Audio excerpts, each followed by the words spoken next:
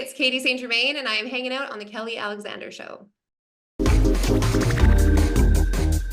What's up, y'all? I'm Kelly Clarkson. Hey, it's Steve McRae. Hey, I'm Josh from the band Need to Breathe. I'm Olivia Lunny. We are so excited to welcome to the Kelly Alexander Show, Akon. Hi. What up, Kels? Hey, I'm Judy Gold. And I'm hanging out with the Kelly Alexander Show. This is Jordan, and I'm hanging out on the Kelly Alexander Show. I'm Rob, and I'm hanging out on the Kelly Alexander Show. I'm hanging out with the Kelly Alexander Show right now. Jealous?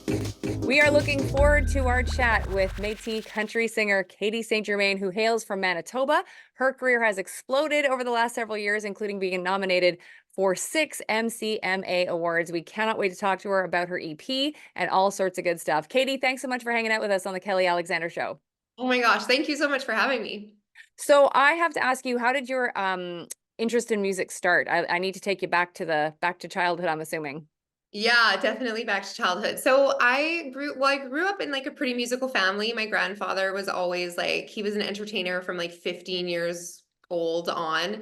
And so we always had music around the house and performing, and they were, he was a professional performer kind of across Canada. So, yeah, so I've always had it kind of drilled into me from a young age that that's what I grew up watching. I watched him perform, I watched him sing, and my family would get in there and we'd all harmonize and stuff like that. So it definitely was just something that it's in my blood, I guess. Have they all been super supportive of you choosing this career path? Because I know it can go either way. Like sometimes everybody wants their kids in the family business, and other times they're like, no, this is way too tough. Like, go be like an accountant. Okay, I love this question because it's like it's 50-50, honestly. My mom was really worried. And actually, you know what? I think it honestly has sparked a little bit of me to be able to show her, I think, that I could do this, because my mom really decided to walk away from a music career when she decided to have kids. So, and I think I love that she did that. That was so sweet. And I think back in that time too, it was a lot more frowned upon for women to be, like, especially a music career, never mind, with 3 kids in tow. So, yeah, so she really was worried for me about doing it. I think had that kind of preconceived notion, but she's always been supportive too. And, she knows that I love it. And I think that's all that matters to her. So yeah. Talk to us about your cultural background and how being Indigenous and particularly from the Métis community plays a part in the music that you are producing. Yeah. So honestly, I find this question to be so tricky. So I grew up in country music. My grandfather also was a radio host for a long time. So he would run like the Métis Hour times 2, which had a lot of fiddle music and stuff, which we love to listen to.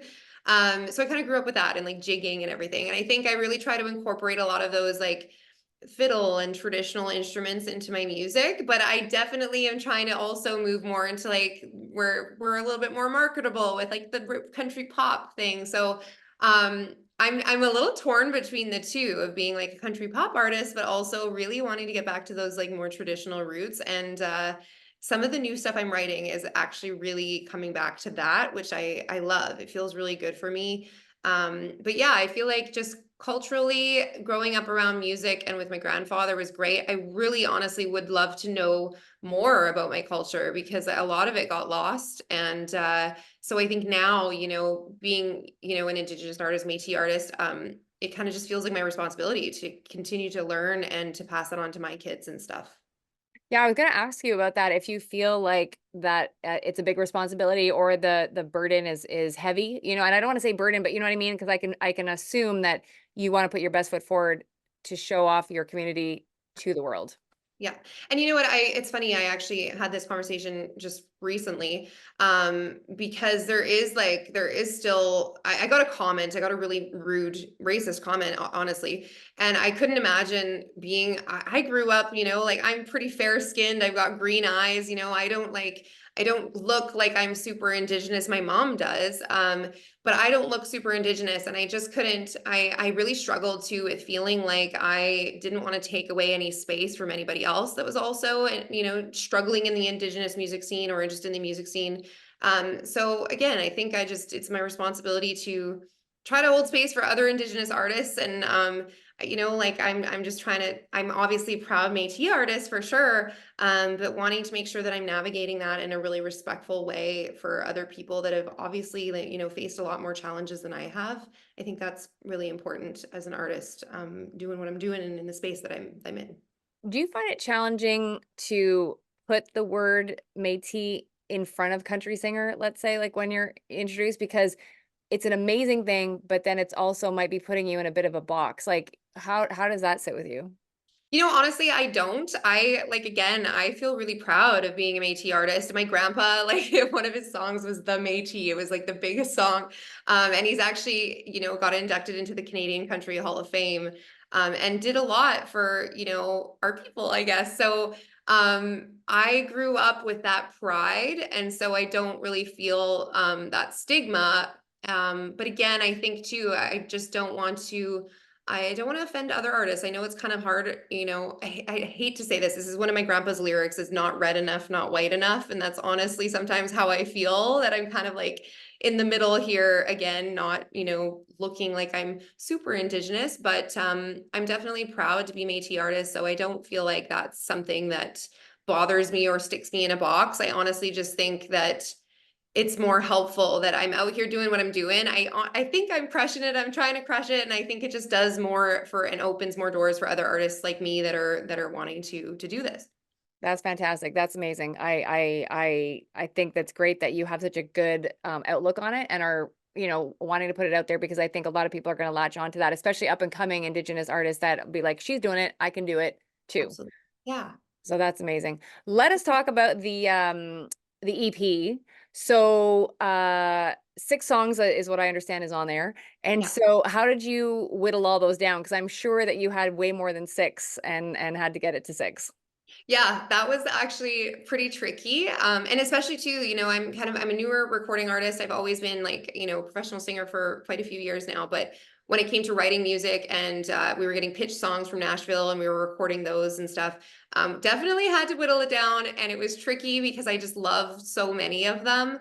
But I think these songs honestly were just the ones that related to me most with my life right now, while still I think being relatable to like other situations that maybe people are going to or going through right now. So yeah, it was definitely tricky, but I think we pinpointed it down, which is nice. And I'm still, learning to practice writing, which is cool. And it's opened a lot of boxes there too with all these other writers that were sending songs. I'm starting to collaborate with them, so that's pretty cool.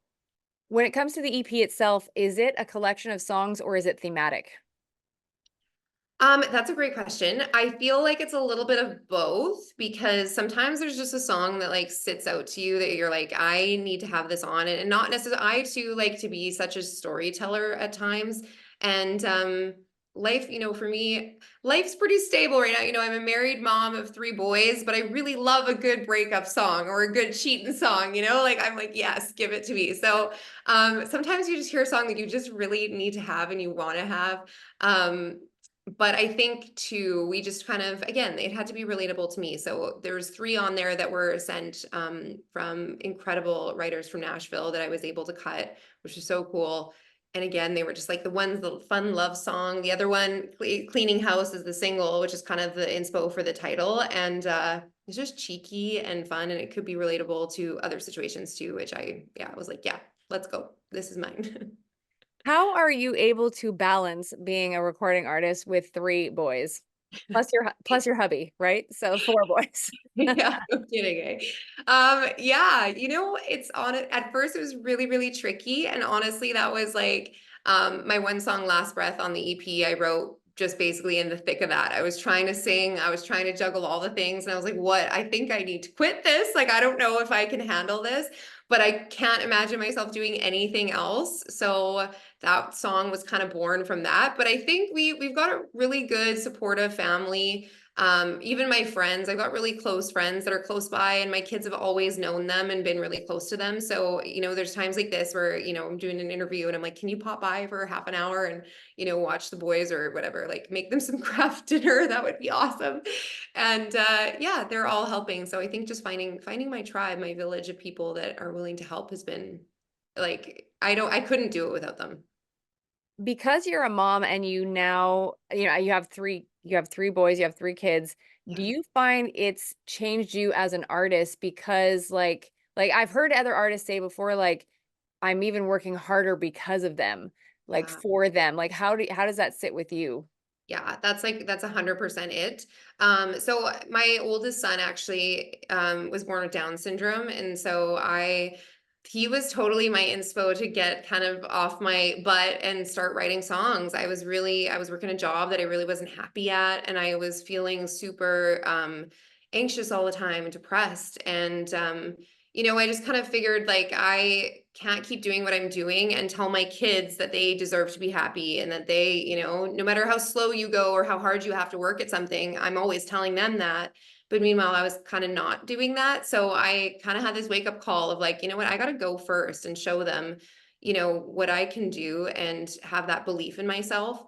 And yeah, he was a big inspiration for that. I mean, obviously all my boys were, but I just want them to be happy and to know that they can go after what they want if they just work hard and try, and it's okay to fail. Like that's cool too. And how are you like taking it all in, and the fact that like I was creeping your social media recently and Mm. saw that you had a show, and you said like you had a picture of the crowd and you were just like kind of just so excited that all these people had showed up and showed out for you. Mhm. So are you able to enjoy this ride right now, and what's it like getting all the support that you're getting from your community in Manitoba? Yeah, honestly, like so insane. Oh my gosh, I don't even know if I've truly processed it all. I just want to make music and I want to make art and I want to sing. And then when other people really start to like believe in that and see that too, it's just so surreal. And I think that's starting to happen and it's starting to catch. And I'm like, whoa. I will just forever be grateful. It was so nuts having all those people there this past weekend. So can't wait to do it again. And how does social media play a part in your career? Because I know that, as an up and coming artist, like we're in an age now where you can kind of take the reins of everything. How important is it? And do you feel like you have a responsibility to be on there maybe more than you'd like because you're trying to cultivate a bigger fan base? Yeah, definitely. There's a little bit of like column A, a little bit of column B there. I feel like I've always really, even before I was singing, I really loved to be on social media, like Instagram in particular. I'm starting to learn TikTok a little bit, but like I was on my stories a lot and I love to just show kind of background in my life with my boys and stuff. So nothing really has changed too much when it comes to like me plugging myself or showing myself on there, which is great. I think I got used to that and I love it. I don't find it too daunting and I just know when I have to take a break, I just got to take a break and I think people understand. If they don't, that's kind of weird, but hopefully they do. But yeah, definitely it's a whole new beast having to like market yourself on social and like do it all, right? It's not just about the art, it's about all the other things to promote yourself and it's pretty crazy, but so far, knock on wood, I'm having fun. Talk to us about the six nominations that you got, recently, including for Songwriter of the Year, especially so I know you've been doing this for a long time, but in a way you are new at this, you know what I mean? So to get those nominations, what did it feel like? Yeah, like so I didn't even realize too that I'm pretty sure it was like unprecedented that they had never had anybody like nominated for six nominations, which was crazy. Again, just like it's a little bit of like, it was so surreal, but also like that tiny bit of validation that I'm like, yes, I'm on the right track, I'm on the right path, and that I don't totally suck at what I'm doing because I am fairly new to it. So it was just a little bit of a nudge to keep going and that keep working at it, which is what I'm out here trying to do. And I should mention to, all of our audience that are listening, you got nominated for six Manitoba Country Music Awards, which is very cool. Speaking of Manitoba, your province here in Canada, and I know you're not too far outside of Winnipeg, which is the big city in the province. Do you think you're gonna have to leave Manitoba at some point to be more successful or to get to that next level, or do you think you can do it from there? Yeah, I mean, I feel like I don't think we've crossed that bridge yet. Something that we've like, I've definitely had these chats with my husband. My husband and I actually own a traditional business here as well. And we were definitely chatting about it. I think it's probably something that I have my eyes on, to grow a little bit bigger, but I love our country. And I mean, if I can just get a little bit of like Canadian fame, I'm so happy with that. And I'm just going with the flow, honestly. And like if I think if my kids aren't happy, my husband's not happy, and if I'm not happy, like I'm not gonna do it. So we'll see. As long as I'm happy and we're moving towards like a common goal, then we're going for it.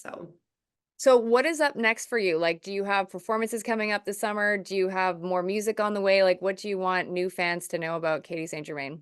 Yeah, so basically, like we just put out the EP May 24th, which was incredible, and we're kind of riding that wave right now. So I'm doing a bunch of festival shows right now. I think Friday I'm opening for James Barker Band, which is so exciting. And then just yeah, festival season this year, and hopefully some new music in the fall. We're talking about there's a couple like tours that we're talking about possibly like tagging along on. So we'll see. Just a couple of fast fact questions that I like to do at the end of the interview, so people can learn a little bit more about you. Because you actually sort of mentioned off the top that like you're kind of in that country pop vein. Yeah. Is there a Canadian pop artist that you would love to collaborate with that's like, you know, that you would hear on traditional radio right now, like a Virgin Radio, who I happen to work for in Montreal? Like, is there like an Alessia Cara, like a Tyler Shaw? Yeah. So I love Jess Moskaluke. I've been such a huge fan of her for so long. So I think she is like the one that comes to mind. I know Mackenzie Porter, I know she kind of moved into Nashville, but I've just been such a huge fan of her for like so long that those are the two that come to mind for me. What is always in your fridge? Milk. I guess with three boys. Yeah. That's good. Yeah. They gotta have milk. What album from when you were a kid, like, do you still love to listen to this day? Fly by the Dixie Chicks. Absolutely love it. Or the Chicks now, but Yeah. yeah. Fly. So good. When you were in high school, in your locker, did you have posters in your locker, and who were they? Like, which stars? I don't think I did actually. Like, I'm not sure I did, but I did have some in my room, and it was totally the Jonathan Taylor Thomas. Like, he was like, or Devon Sawa. Like, I Nice. loved in Casper. I mean, kind of weird. It's a ghost, but at the end when he comes alive, yeah, they were my two like big boy crushes for sure. What TV show from when you were like a teenager or in your early 20s, did you just absolutely love and wish that it's either A, still on, or would be rebooted? Oh my gosh, this is a really tough one. Okay, so teenager or like preteen, I was just talking about this on social media. Lizzie McGuire, I loved Lizzie McGuire. And then like if we're moving forward, I actually there was a show, I think it was actually fairly recent. It wasn't that long ago, but Rain. I loved the show Rain. It was about like Mary Queen of Scots, and I'm like obsessed. Like I wish that one they'd bring it back. That's awesome. And is there a producer or an artist that you would love to switch places with for one day, and who would that be and why? Oh my gosh, you're really putting me on the spot here. Producer or artist that I would love to switch places with for one day. Yeah, just to see, because I've actually had a couple of artists tell me no, like I don't want to be anybody else, but I'm like, for one day, like just to see what their life is like I'm sure there's somebody you would like to be for a day. I feel like this is a weird answer, but like Dolly Parton, because I think she's so freaking cool. And I feel like she probably is just living the life right now, not really having to work, but she is working. And like, yeah, like there's no pressure. I would love that. That's awesome. And before I let you go, I'd love for you to tell the audience, you know, what do you want them to know about Catie St. Germain, and why should they listen to your music? Oh my gosh. So I think honestly to know about me is just like that I'm pretty much just a regular Joe or regular Jane over here, just trying to follow my dreams. I'm still literally I'm getting my kids on the bus every day. I'm in sweatpants right now. Like it's cool. Yeah, so I'm honestly just a regular person trying to make music, and I really hope that I can just make music that people, you know, relate to, and if they like it, then great. That's that I'm winning. Amazing. Catie, thank you so much for doing this. You've been awesome. Thank you. Thanks for having me. That is Catie St. Germain. Don't forget to hit up her website, katiestgermain.com, to grab all of her social media handles, and of course, check out her new 6-song EP. Hey, it's Kelly Alexander, and thank you so much for watching. Please make sure to subscribe to our YouTube channel, youtube.com/Kelly Alexander Show, so you are the first in line for all the cool content coming your way.